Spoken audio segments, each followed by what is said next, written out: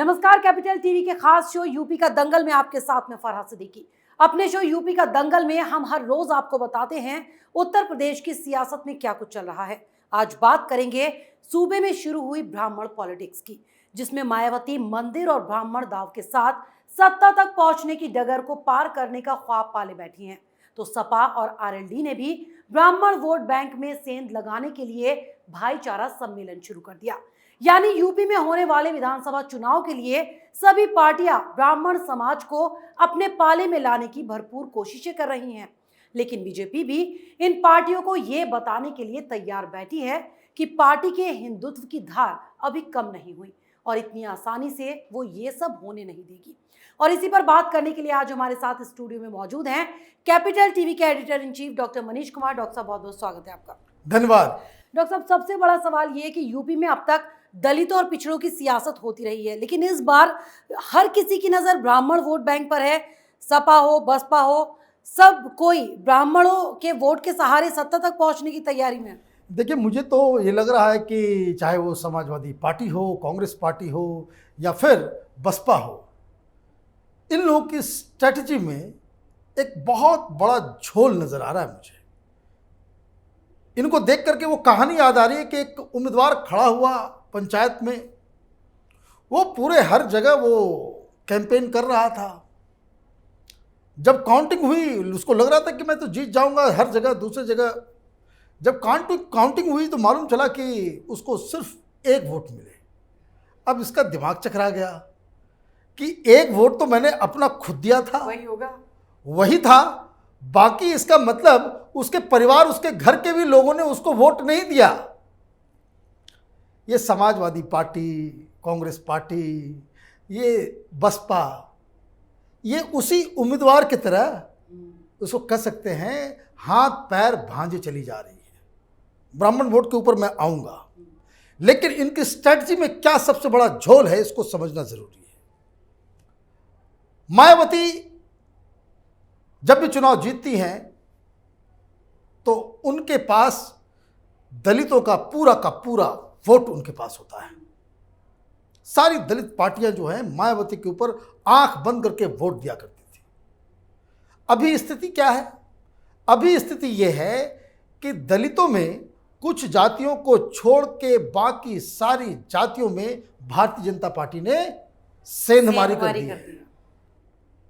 मतलब ये कि अपना वोट बैंक भी नहीं रहा उनके पास। जो दलित, आपके परिवार के लोग आपके साथ नहीं हैं और आप डंडा भाज रही हैं ब्राह्मणों को अपने साथ लाने के लिए। वही हाल समाजवादी पार्टी का है। समाजवादी पार्टी तब जीतती है जब जो तमाम ओबीसी वोटर्स प्लस मुस्लिम वोटर्स समाजवादी पार्टी को वोट करती है तो समाजवादी पार्टी जीतती है। यादव को छोड़ के कौन सी ओबीसी पार्टी आज समाजवादी पार्टी के साथ है? तो ये भी वही काम कर रहे हैं भाई। अभी अपने परिवार का वोट आपका सुनिश्चित नहीं है, दूसरे के परिवार का चाहिए, और दूसरी जगह आप पूरे गांव में घूम घूम करके वोट मांग रहे हैं। तो ये जो ब्राह्मणों को लुभाने वाली जो बात है, ये ठीक वैसा ही मिस एडवेंचर है, मिस कैलकुलेशन है, और ये पूरी स्ट्रेटजी इन लोगों को बहुत ही ज़्यादा बूमरैंग करने वाली है। इनके माथे के ऊपर ये कलंक लगेगा कि आप जिस तरह की जातिगत पार्टियां राजनीति आप क्या करती थी या किया करते थे, उससे हट आप तो आपका पूरा विचारधारा ही ब्राह्मणवाद के खिलाफ है, ब्राह्मणों के खिलाफ है। तिलक तराजू और तलवार करते थी आप। तो कैसे आ जाएंगे आप यहाँ ओबीसी पॉलिटिक्स है किस लिए? ओबीसी पॉलिटिक्स हिंदुस्तान में, चाहे वो लालू यादव हो, चाहे वो मुलायम सिंह यादव हो, और तमाम जिस जगह पे भी ओबीसी पॉलिटिक्स हुई है वो ब्राह्मणों के खिलाफ हुई है। और अब आपके घर का जो आपके ओबीसी वोटर्स हैं समाजवादी पार्टी के, दलित वोटर्स जो हैं मायावती के, वो पूरी तरह आपके साथ नहीं हैं और आप ब्राह्मणों को ला रहे हैं, आप ब्राह्मण सम्मेलन करा रहे हैं। और तो उस पर से ये कह रही है, इसलिए ये बूमरैंग करेगा। और उस पर से ये भी कह रही हैं कि जितने बड़े तादाद में ब्राह्मण हमारे साथ जुड़ रहे हैं, दूसरी पार्टियों की नींद उड़ गई है, खासतौर से बीजेपी की उड़ गई है। इस तरह के बयानबाजी भी कर रही है मायावती। अब ये बयानबाजी तो उनका अधिकार है, वो हवा बनाने के लिए समाजवादी पार्टी भी वो कर रही है, सारे लोग कर रहे हैं। अब हकीकत क्या है इसको भी समझ लीजिए। कुल मिलाकर के यूपी के अंदर 8% ब्राह्मण हैं, टोटल 8%। और ये 8% कभी भी ब्राह्मण वोट किसी भी समय वो एक मुश्त किसी पार्टी को नहीं जाता। ये ब्राह्मण वोट बैंक अलग तरह से उसका चरित्र है। ये मुस्लिम वोट बैंक नहीं है कि भाई एक मुश्त कहीं कोई डाल देगा। ब्राह्मण हर पार्टी में है, हर पार्टी में अच्छे अच्छे पोजीशन पे हैं और हर पार्टी में लोकल स्तर पे भी ब्राह्मण लीडर्स हैं। अभी एक सर्वे आया था, रिपब्लिक टीवी ने किया, चूंकि ये ब्राह्मण ज़्यादा हो रहा है तो उसमें 2 सवाल थे। एक सवाल ये था कि ब्राह्मणों का समर्थन सबसे ज़्यादा किस पार्टी को है। यह सवाल सिर्फ ब्राह्मणों से पूछा गया था। इसमें 63% ब्राह्मणों ने कहा कि ये भारतीय जनता पार्टी और योगी को के साथ है, चाहे कुछ भी ये सम्मेलन वगैरह करते रहे। अब 63% का मतलब हो गया कि ये तो पूरा का पूरा क्लीन स्वीप है, पूरा जत्था भारतीय जनता पार्टी के साथ है। फिर एक और सवाल था कि जो ब्राह्मणों को जो लुभाने की कोशिश की जा रही है उसका कितना इंपैक्ट होगा। 63 लोगों ने कहा कि इसका कोई इंपैक्ट नहीं होने वाला। अब एक चीज एज ए रूल समझ लीजिए कि अगर कोई ये कहता है कि फला कास्ट पूरी तरीके से उस पार्टी को वोट दे रहा है, जैसे यूपी के यादव समाजवादी पार्टी को पूरी तरह से वोट करते हैं, तो ये 100% कभी नहीं होता। ये हमेशा 60 से 70% के आसपास होता है। टोटल तो पॉसिबल ही नहीं है। मुस्लिम भी भारतीय जनता पार्टी को वोट करते हैं कुछ पॉकेट्स में करते हैं, और ये कहा जाता है कि भाई मुसलमानों ने समाजवादी पार्टी को वोट दिया, एक मुश्त किया, तो उसका भी मतलब यही होता है कि 60 से 70%। हालांकि वो लोग बहुत ही ज़्यादा इन ब्लॉक वोटिंग करते हैं, ब्राह्मण उस तरह से नहीं कर सकते क्योंकि वो हर पार्टी में है। तो जो 60% है, इट इज़ मोर देन, इसको कह सकते हैं कि पूरी तरीके से भारतीय जनता पार्टी के साथ ये वोट बैंक है।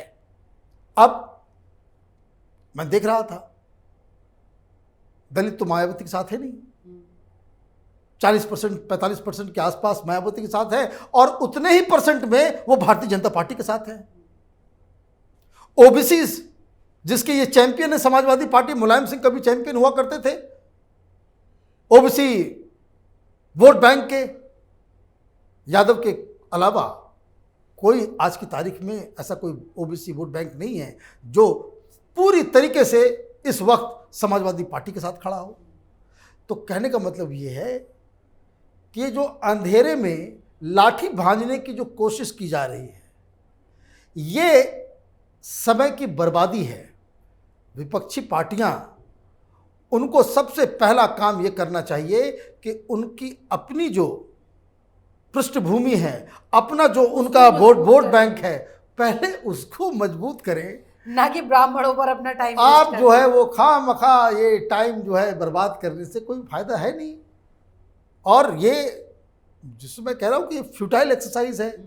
और ये क्यों हो रहा है, वो भी बीजेपी के लिए नहीं हो रहा।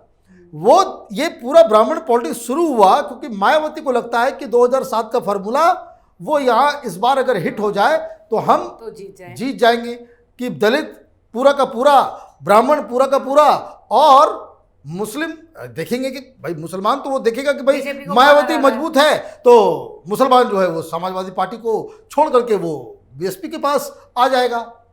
उनका तो प्रेफरेंस बहुत ही क्लियर है कि जो बीजेपी को हराता हुआ दिखाई देगा वो उसके नाव पे कूद जाएंगे, चाहे वो कोई भी हो। तो मायावती इस फॉर्मूले पे काम कर रही है और इसलिए मायावती ने वो ब्राह्मण सम्मेलन शुरू किया। लेकिन दिक्कत ये है कि 2007 और 2021 में बहुत फर्क आ गया है। अभी भारतीय जनता पार्टी चौथे नंबर की पार्टी थी, कांग्रेस को भी बीजेपी से ज़्यादा सीटें आ जाती थी। लोकसभा में। अभी तो ये नंबर 1 पार्टी है और यही ब्राह्मण और अपर कास्ट और बनिया और ओबीसी वोट और दलित वोट के बदौलत। तो ये चीज तो ये इन्होंने शुरू किया। अब मालूम चला कि जब वो ब्राह्मण वोट का जो सिस्टम जो है वो मायावती की तरफ टिल्ट कर सकता है, बस समाजवादी पार्टी कूद गई। अब ये आपस में ही कूद रहे हैं, आपस में लड़ रही है कि ब्राह्मणों को कौन लाए पहले। अच्छा, दिक्कत क्या है कि ब्राह्मणों का समर्थन कांग्रेस पार्टी को भी है 10-12% के आसपास, उसी तरीके से बीएसपी को भी है 10-12%, उसी तरह से 10-12% जो है आपका समाजवादी पार्टी के साथ भी है।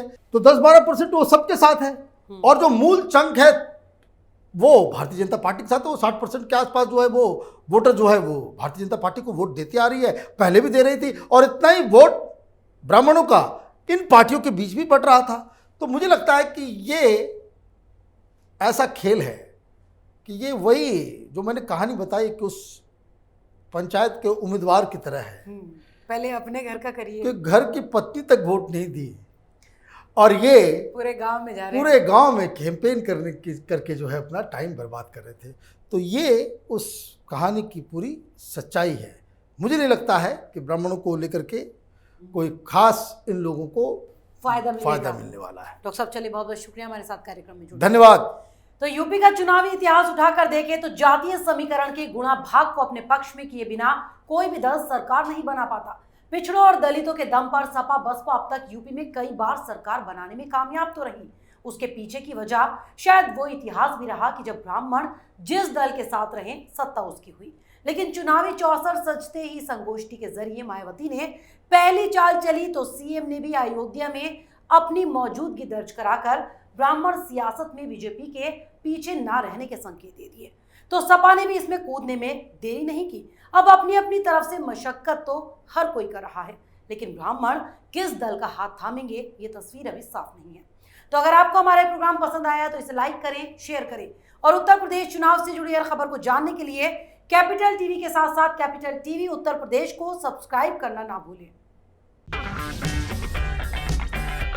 अगर आपको हमारा वीडियो पसंद आया हो तो इसे लाइक करें, हमारे चैनल को सब्सक्राइब करें और हाँ, बेल आइकन दबाना ना भूलें ताकि आप तक हमारे वीडियो की नोटिफिकेशन पहुंचती रहे।